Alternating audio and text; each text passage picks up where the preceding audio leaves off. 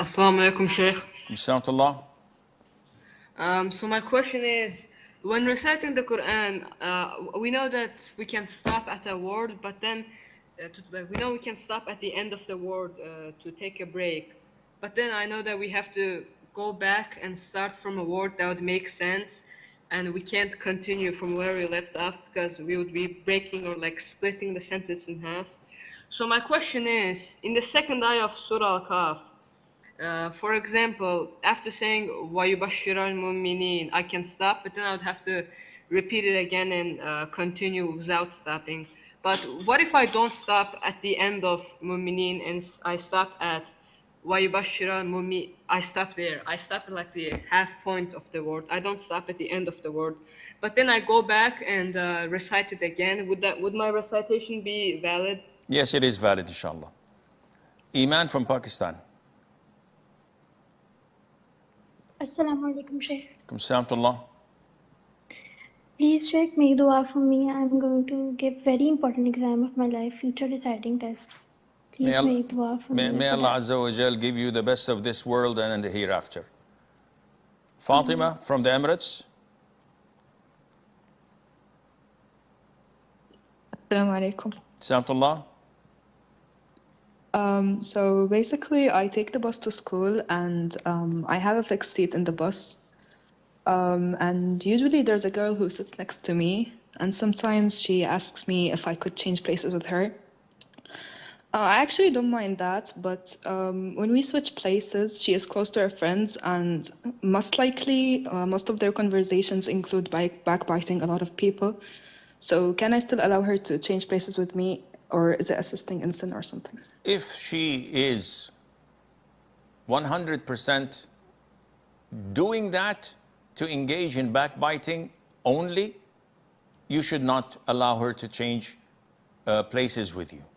But if this happens randomly, she changes the place because she feels more comfortable, she's wanting to do this because she doesn't want to be next to the window, or for any other reason, and she chats with her friends, usually halal chatting and regular questions and answers, and maybe they would backbite every now and then, there's no problem in that. Yasmin in the Philippines. Alaikum salam to Allah. So, Sheikh, I came across with some men who, out of curiosity, want to know what a woman looks like behind her niqab.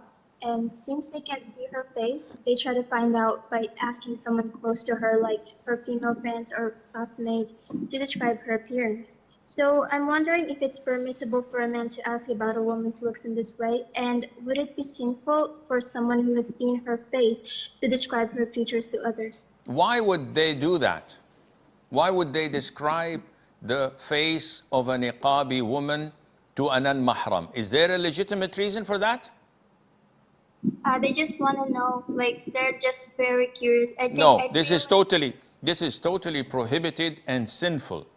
It is not permissible to disclose such awrah to a non-mahram just because they're curious. Because if I come and ask someone else about her or about this one who's telling this non-mahram about that niqabi girl and about something that is so intimate or so private, she wouldn't like that. And this is backbiting, a major sin in Islam. Farah from India. Assalamu alaikum, Sheikh. Alaikum assalam wa barakatuh.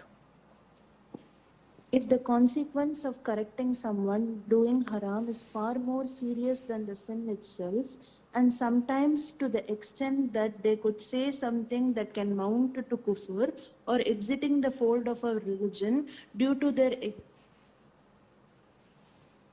The answer is it's prohibited.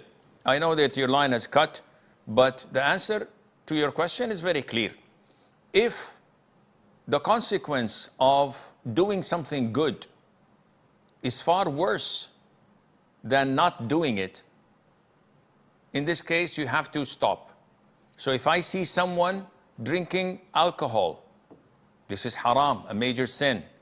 But if I tell him that drinking alcohol is haram and a major sin, would lead him and I know that for certain, to take his Glock and put a bullet between my eyes, that's a worse action from him drinking. No, leave him and let him drink whatever he wants to drink.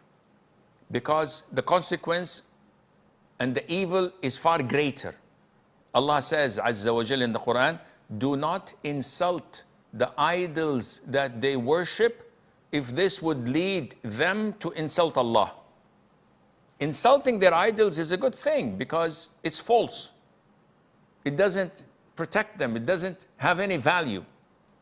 But if insulting their idols, which is a good thing, would lead to something worse, which is insulting Allah, the Almighty, Allah says, don't. Leave them alone.